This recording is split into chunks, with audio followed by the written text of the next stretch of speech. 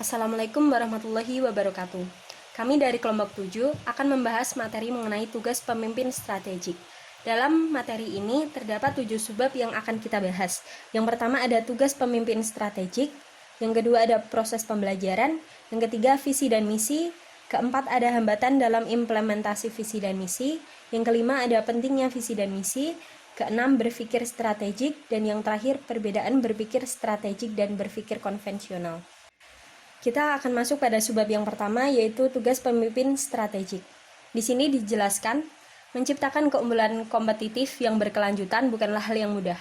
Perlu menjembatani dan menciptakan keseimbangan di antara gap yang muncul, yaitu antara kompleksitas internal di satu sisi dengan kebutuhan akan fleksibilitas dan kekuatan di sisi lain. Keseimbangan antara tekanan ini adalah tugas dari pemimpin strategik. Slide selanjutnya yaitu mengenai proses pembelajaran. Dasar pembuatan strategi sebagai sebuah proses pembelajaran diatur dalam formulasi strategi kepemimpinan. Hal ini merupakan ciri-ciri bekerja dengan strategi kepemimpinan tim seperti strategi kepemimpinan individual. Proses pembelajaran mempunyai 5 elemen utama.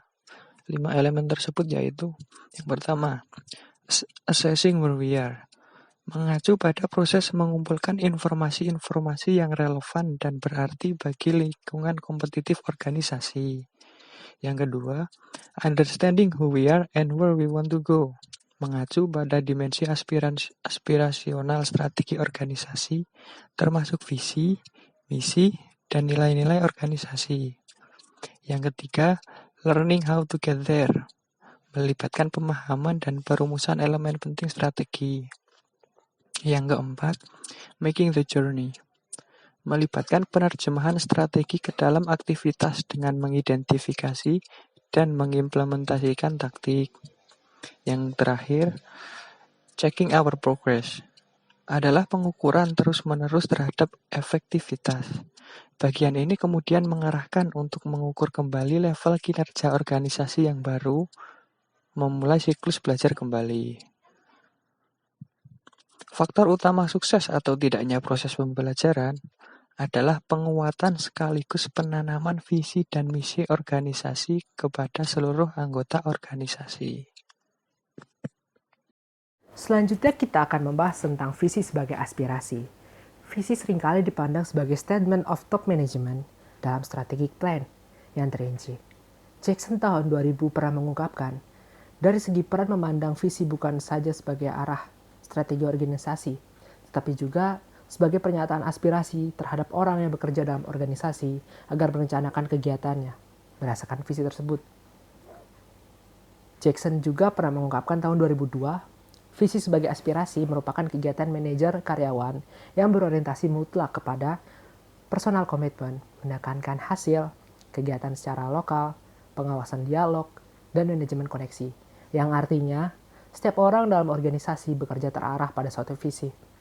Jackson juga mengungkapkan, visi dipandang sebagai strategi yang menekankan aktivitas yang dipecah menjadi sub-sub strategi sesuai dengan level manajemen dalam organisasi. Visi sebagai penggerak perubahan.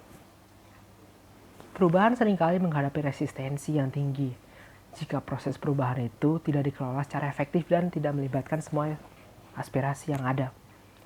Visi yang jelas akan meminimalisir terjadinya resistensi, bahkan gejolak besar dalam organisasi yang sedang terjadi.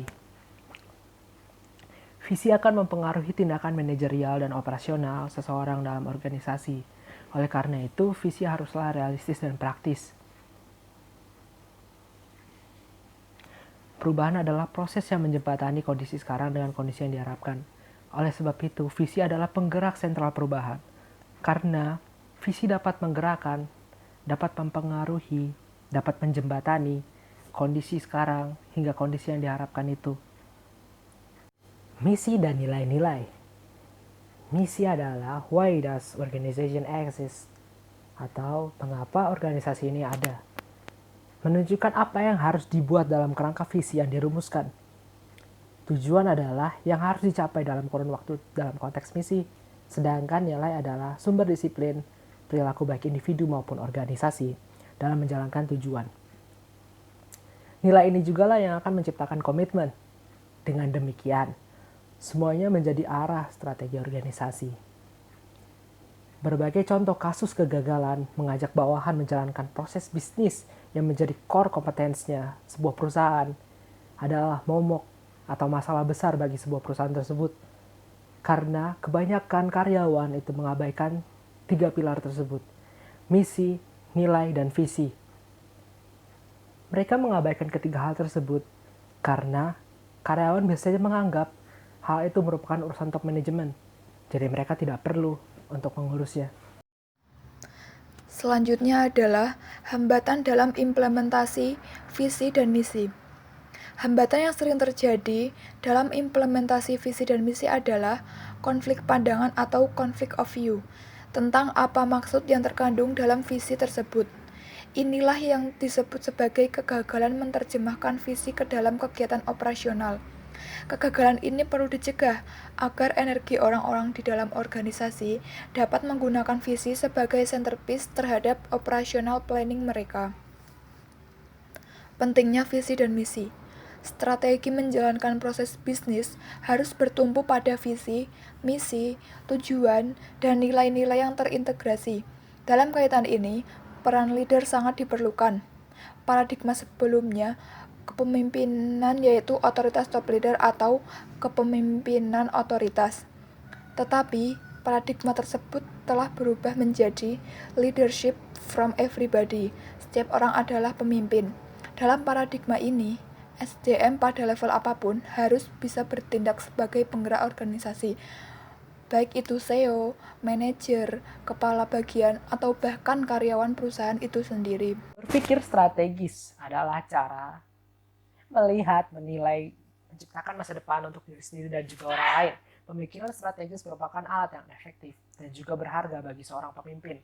Dengan pemikiran strategis, pengembangan dan evaluasi keputusan serta tindakan akan sejalan dengan keadaan yang sedang berlangsung. Selain itu, berpikir strategis merupakan kemampuan dalam membuat rencana yang efektif. Berpikir strategis juga membantu para manajer untuk memberi ulasan terkait dengan masalah kebijakan yang terjadi. Misalnya seperti perencanaan jangka panjang, penetapan tujuan, dan menentukan prioritas, serta mengidentifikasi potensi dan juga risiko peluang. Kebanyakan manajer berpikir secara konvensional saat sedang mengelola proyek. Seperti mereka memulai dari tujuan proyek, merencanakan proyek dan memenuhi tujuannya, kemudian melaksanakan rencana dalam rangka memenuhi tujuan proyek. Sedikit pemikirannya yang dialokasikan kepada hal-hal yang strategis. Oleh karena itu, proyek yang dikatakan sukses nyatanya tidak efektif. Selain dituntut berpikir secara strategis, manajer juga berpikir bagaimana mensukseskan sebuah proyek, seperti bagaimana cara menjaga kepuasan konsumen, menekan biaya tanpa mengurangi kualitas produk yang dihasilkan, atau berpikir bagaimana cara rantai pasokan terintegrasi dari hulu hingga hilir. Selanjutnya, menurut Kimmers tahun 1997, terdapat beberapa keterampilan yang diperlukan untuk berpikir strategis. Yang pertama ada melihat gambaran besar, yang kedua ada menginisiasi ide-ide inovatif, yang ketiga konsep kompleksitas, yang keempat tahu pertanyaan yang tepat untuk bertanya, yang kelima berpikir secara horizontal dan secara bersamaan, yang keenam tahu kapan mengajukan pertanyaan, ketujuh ada mengintegrasikan konsep-konsep yang berbeda, yang kedelapan menantang proses saat ini, baik itu praktik maupun strategi, dan yang terakhir menggali pendekatan solusi. Perbedaan berpikir strategi dan berpikir konvensional.